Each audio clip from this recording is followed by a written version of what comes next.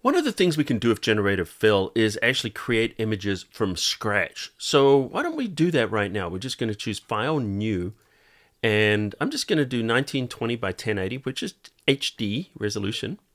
Let's get rid of those guides. So we're just going to choose the View Guides, and let's clear those guides. Great. All right, so we can start with the marquee tool or anything we want to make a selection. So why don't we start at the top, and we're going to ask for a dark, gloomy, cloudy sky.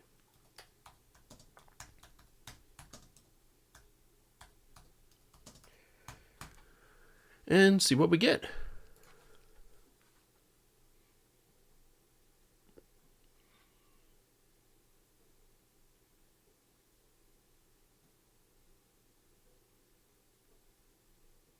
All right, that's a good starting place. We could look at the three variations, the second and the third variation. I kind of like that variation. So why don't we go here, and I'm going to go right onto the thing, and then we're going to type in ocean.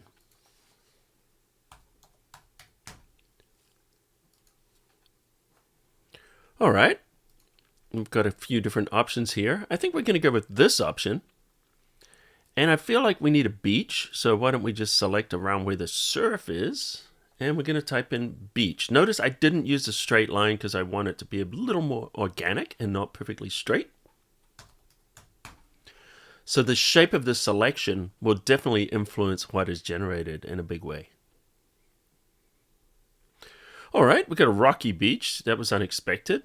Now, if I wanted a sandy beach, I would have put sandy and asked for a sandy beach, but I kind of like this. This is neat.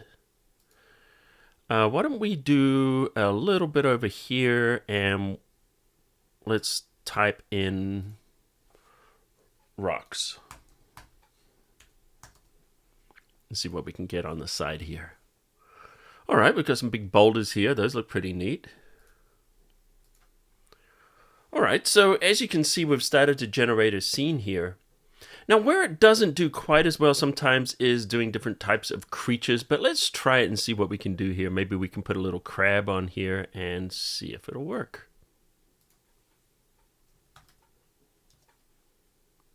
That one's not too bad.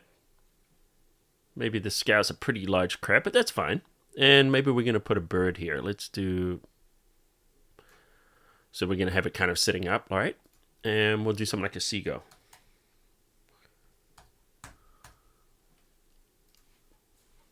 Okay, so there we go. We got the seagull looking right at us. Now, if I'm looking at it scale-wise, I'm going to say that the seagull is maybe a little too big. So here's another thing we can do. We can scale this down. So just select that layer, hit Control-T for transform, and I'm just going to scale it down to about the size that I would want this seagull, and we're going to position it where we would want it. I'm going to say about there. Now, here's the interesting thing. Because this is a generative layer, even though we resized it, it still has seagull in the prompt, and all we need to do is hit generate one more time. It's not going to give us the same seagull, but it's going to generate another seagull at the new size, and it's going to blend it into the background. Now, bear in mind that that area around it is also going to be part of it. Let me show you. If I show hide all other layers. So wherever you make the selection is actually the background. So these are not going to be cut out. You could cut them out and reposition them manually if you wanted. I'm going to hit the Alt or Option key and go there. But what it does is just going to blend these different ones in. And it just, as you can see there, it generates around the background. All right, so we've got a bird there. Now, what if we wanted to have another seagull but have it flying? Watch this. If I hit the Alt or the Option key and I drag this out, like what I've done right now is I've dragged out a copy of it. This is still a seagull, but let's hit Control-T, and then I'm going to hold the Shift key so I can go non-proportional scaling. And why don't we drag this out a little bit and maybe even slightly angle it like this. Now, I'm looking at not necessarily that area. I'm looking at the area that's being selected, and we definitely need that to go further. I need to really widen that out. There we go. That looks good. Don't worry about what the result looks like right now. Actually, let me tilt the other way. Let's go that way. So what I want to do now is I want to generate another seagull into that shape. So we're going to hit generate, and now it's going to generate another seagull. And there we go. And notice that it's using that shape And we're going to get, brand new ones. Those two are not great. I think that one there is about the best one that we've got there. Now, if you didn't like it, you could hit generate one more time and it'll generate a completely different one. But I think you're getting the general idea, right? So it doesn't matter if you distort it. Once you regenerate, it's just going to use that shape of that selection. That's all it really cares about.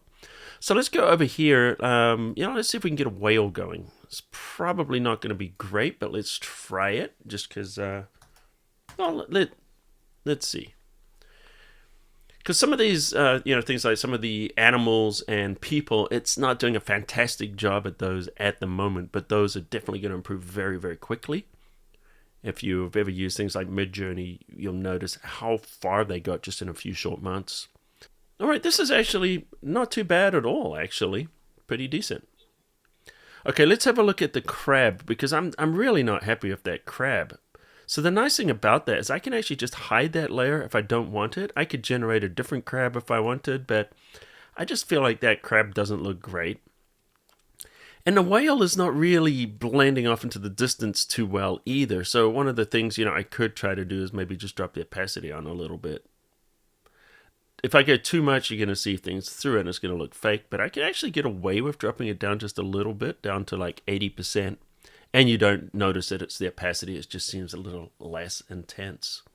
So as you see, we can generate complete scenes from nothing using this generative fill, as well as working with existing photographs. Now, we could do other things with this. Why don't we do this just for fun? I'm going to show you if we want to extend this whole scene. Let's make the scene bigger. Let's just go all the way down here, hit enter, and all I'm going to do now is I'm going to make a selection here for a little bit of overlap. And I know we've got another lesson, where I'm showing how to extend an image, but I want to show you we can extend a completely generated image as well. We're going to hit generate fill, and then just hit generate without putting anything else in here, and just let it generate. Now, one of the things too is when it does generate, it has a maximum of 1024 by 1024 pixels. So whatever size you've got, it's going to stretch to fit that. So you're going to get a lower resolution. However, if we start to build up the image slowly like we're doing here, we're actually getting better resolution because we're building it up in small pieces. So if you find some areas, hey, like a little too low res, then just pop them in. But in this case, I think this is looking great.